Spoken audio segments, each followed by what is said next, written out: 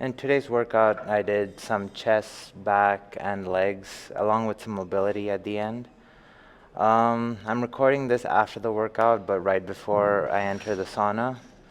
I'm probably going to sit about 20 to 30 minutes in the sauna, but do some abs in there. Um, but yeah, today's workout, it was mainly about stretching the chest and getting a squeeze in pretty much the chest and the back, and then finishing off with some very, I guess, knees over toes-ish, high mobility, high knee bend kind of leg movements. Um, I like doing legs around 3 to 4 times in a week, maybe even 7 days a week. Um, I honestly think your body is meant to be used as a unit, and this whole idea of having to isolate. So, for example, if I did a chest exercise or did some chest yesterday, doesn't mean I can't do some chest today or then do some chest tomorrow. Same thing applies with legs, shoulders, and pretty much the entire body. My philosophy with that, as of the past 5 to 6 years, has always been if you're in the wild and a bear is going to come chasing you, you're not going to say, "Oh, I did legs yesterday," or "I went on a hike yesterday. I can't run today." No, you're going to get up and run. You're, there is something to be said for um, like optimal versus what you're training for. And I think that is something that everybody who gets into working out and lifting kind of needs to ask themselves. There, you do need recovery, you do need sleep and all of that stuff, and that's not what I'm getting at. But what I am getting at is there are triathletes, there are Ironman athletes, there are Ultraman athletes, there are long distance runners, there are long distance swimmers, there are strongmen, there are CrossFit athletes. There are all these kinds of athletes that use the same muscle group every day and excel at whatever they're doing. So if that's the case, how come when it just comes to bodybuilding and lifting at the gym, do you get all these concepts of, oh, I did chest first time of the first day, I can't do anymore, it's not optimal. I don't know about optimal. I think each individual has their own capacity to do something and adapt.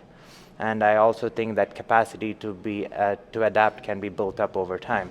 So, for example, someone who just starts off lifting, I don't think is going to recover from a 2-hour workout easily or at all. Uh, not by the next day. They will recover eventually from it, but what I mean by at all is the next day. But someone like me, I did a 3-hour workout yesterday and I'm back again today.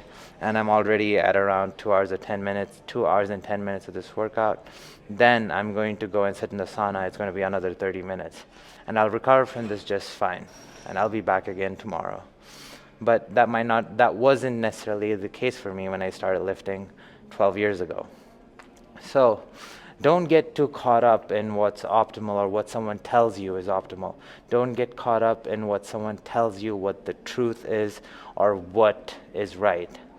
Examine yourself. Take a good time to examine yourself, how you feel on a day-to-day basis after the stuff that you eat. Just because someone else says you can eat a lot of carbs and be fine, sure, but, and I'm not saying carbs are bad, but how does that make you feel? How does having 220 grams of protein make you feel versus 180?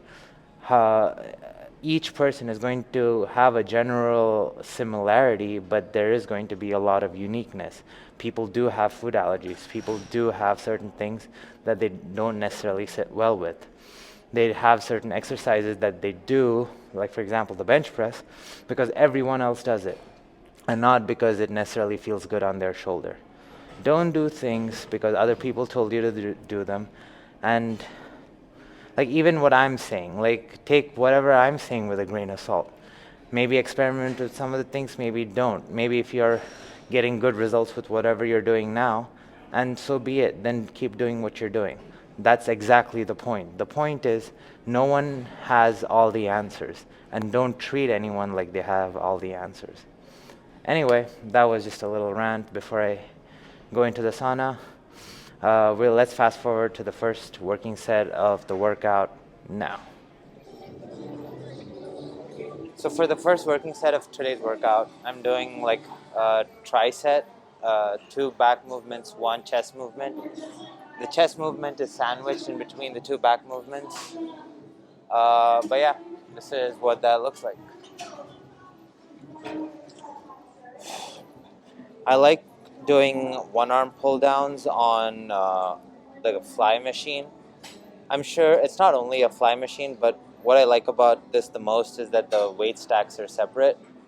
So I'm lifting the weight evenly with each hand. So like it's the same weight on each hand, and at no point is it uneven. Anyway, doing alternate pulls and kind of leaning forward at the end of the rep. Trying to get a full stretch of the lat and upper back by leaning forward at the end. Like, I'm not trying to exclusively target just one part of the back when I'm doing pull downs usually. And if that's the case, then maybe just stay in one position and pull. I like using multiple areas of my back at the same time, but having one group that's the dominant group. And this movement, when I'm like moving forward and back, there is some lower back being used. There is some, core being used, and maybe that generates some momentum. But that being said, regardless of whether there's a little bit of quote unquote cheating, the dominant muscle group is still the lats. And I've noticed that using the whole back as a chain leads to a more even back development than just sitting and pulling in one angle. Right after that, I'm supersetting it with some cable flies. So going from chest to back. I'm coming at an incline angle. Okay. I'm coming at an incline angle to target the upper chest. But I'm also kind of extending my arms and exaggerating to open up the thoracic area, which essentially means just your upper body chest area, to kind of give it that wider, more open chest look that's both aesthetic and considered healthy for posture. Whether we like it or not, most activities these days require you to be kind of hunched over, which seems to close off your upper chest area, and you're not spending a whole lot of time. Even if it's at the gym, it's usually for 30-40 minutes that you're opening your upper chest. So it is good to continuously add movements that exaggerate the opening of the chest. Even if you're doing a few flies or rear delts or whatever, I think it's good to exaggerate motions like the flies to get that extra bit of chest opening. It gives a good wider chest look too.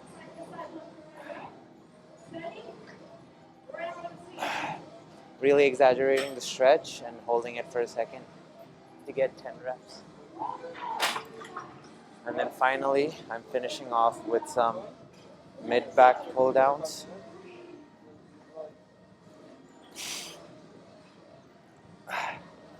Bringing the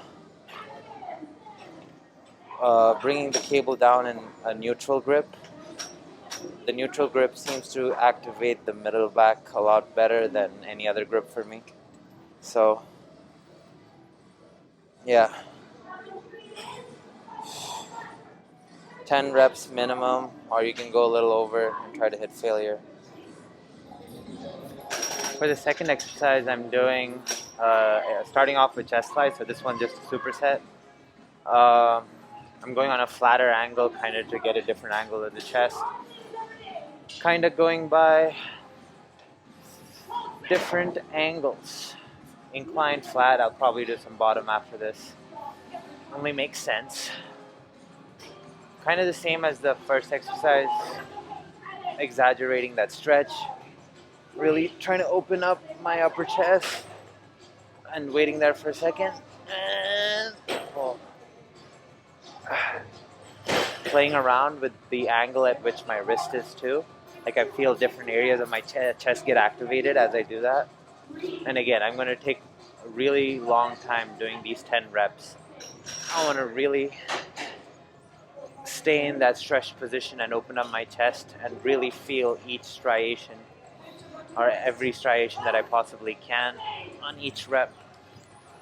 When I'm doing these flies, I'm quite often just kind of having this mental picture of an anatomy chart and how the muscle fibers are structured in the chest. And then as it's in the stretched position, I'm almost able to both see in the mirror and mentally feel those exact fibers get stretched. And that seems to be the key to be able to uh, connect with your chest and also shape your chest the way you want it to.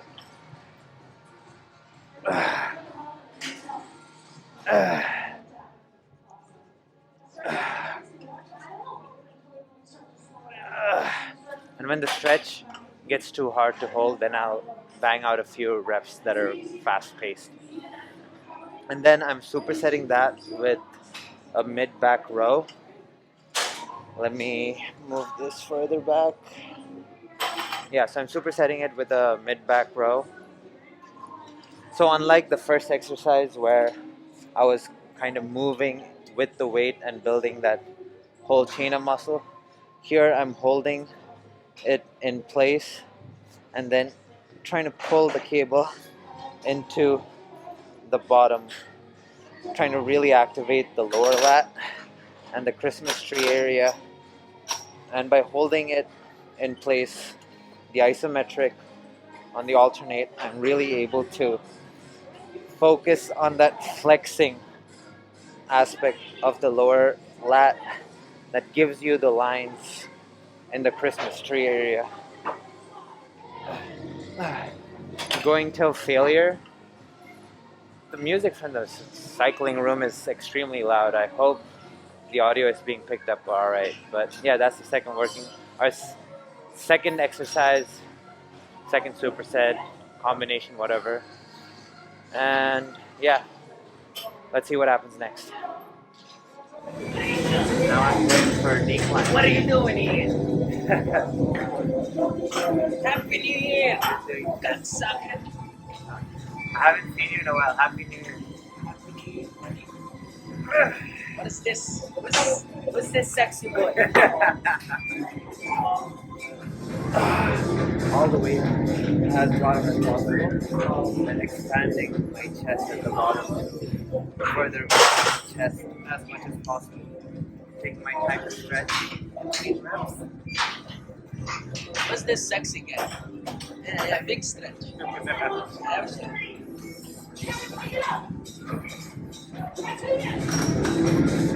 Excuse me, he's bothering me.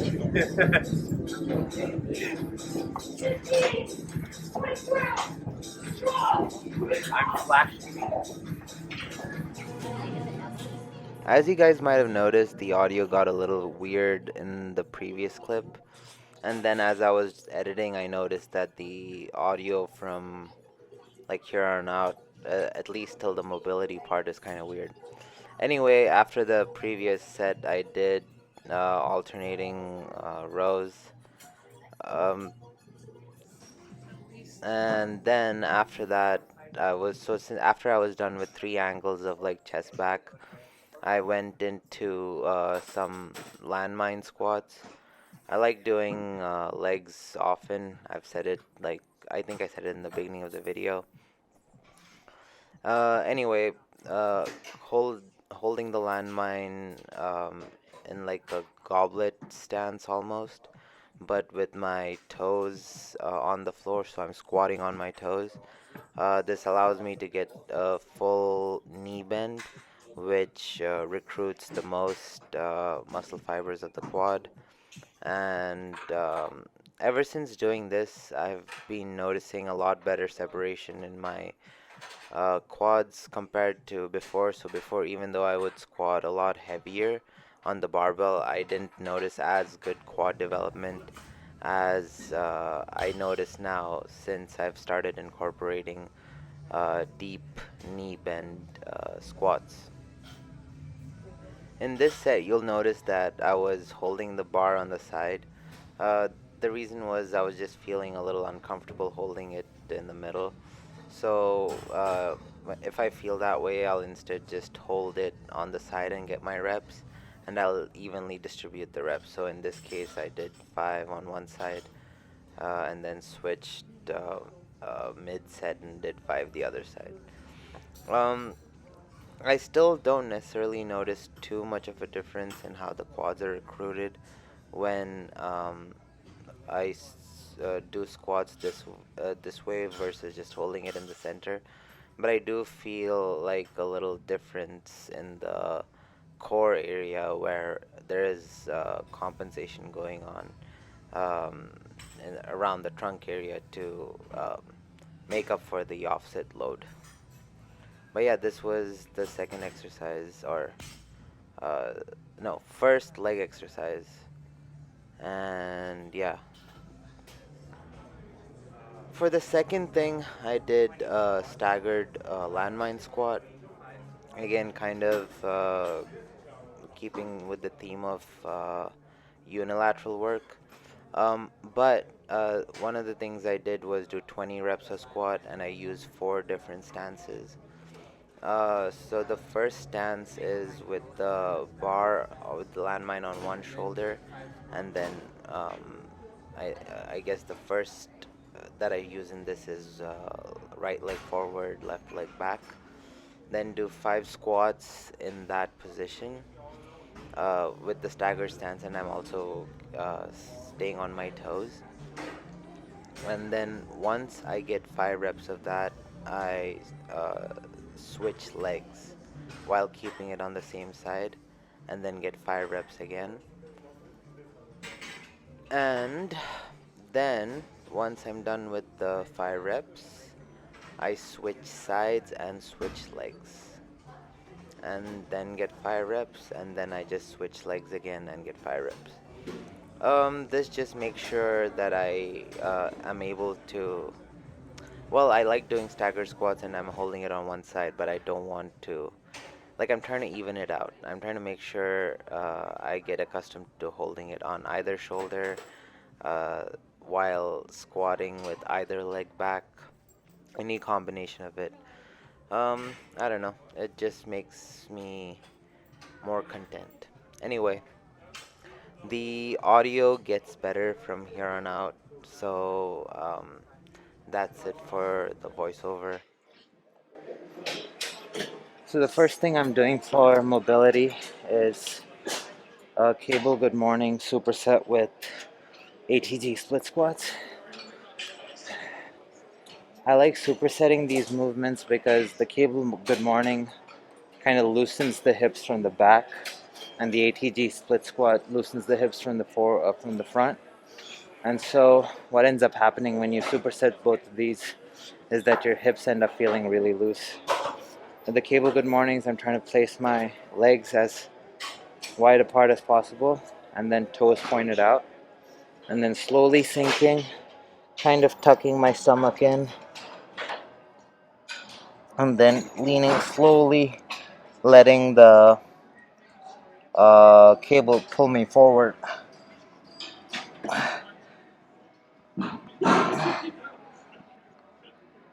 Feeling the stretch at the bottom, taking an account of how my body feels, trying to mentally relax anything that doesn't need to relax. But also what I've noticed is if I stay too low and that or stay too long in the bottom position, my abs start cramping. So I have to kind of be mindful of that. Or maybe I just need to relax my body a little bit more. Going for about 5 to 8. It kind of really depends on how long I stay at the bottom of the stretch. If I end up staying really long, I can only kind of muster up 5 reps. But if I'm kind of coming up back and forth fast, I can usually get 8.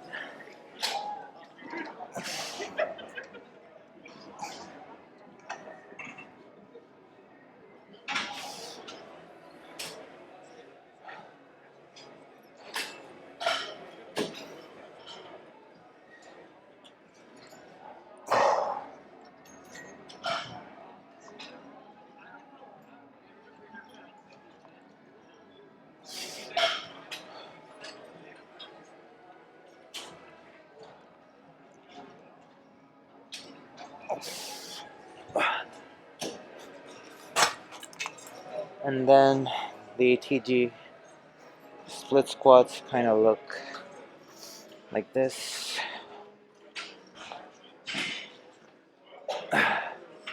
Trying to open up my chest at the bottom so that I can exaggerate the hip flexor stretch. And then pushing off with the quads.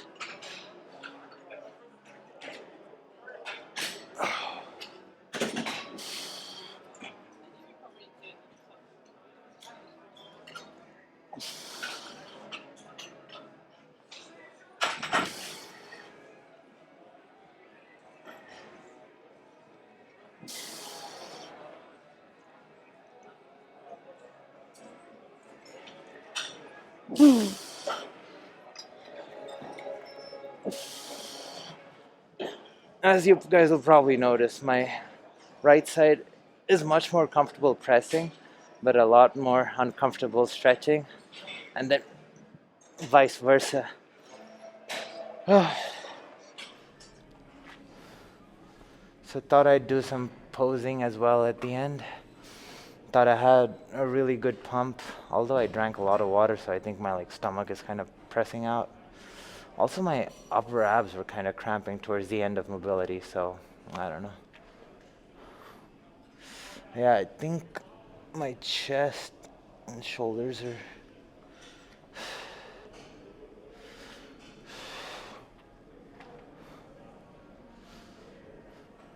See, before I'd have this patch of fat that would stay in the lower abs, and over a period of time I've been able to get rid of that, so I'm quite happy with how my lower abs look now compared to previous years.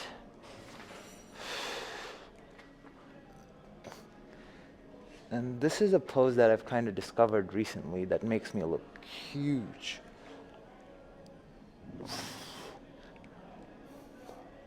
Really shows off the thickness of the ab, and then the tricep.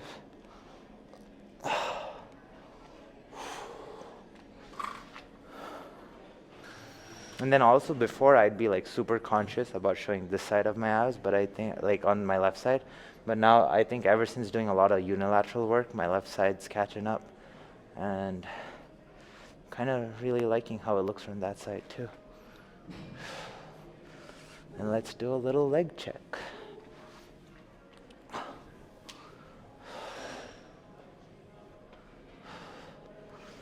This is another thing, doing a bunch of knees over toe stuff, and then those deep knee bend landmine squats that you guys saw at the end of the workout. That's kind of what I see is really responsible for building a lot of definition and separation around different parts of my leg.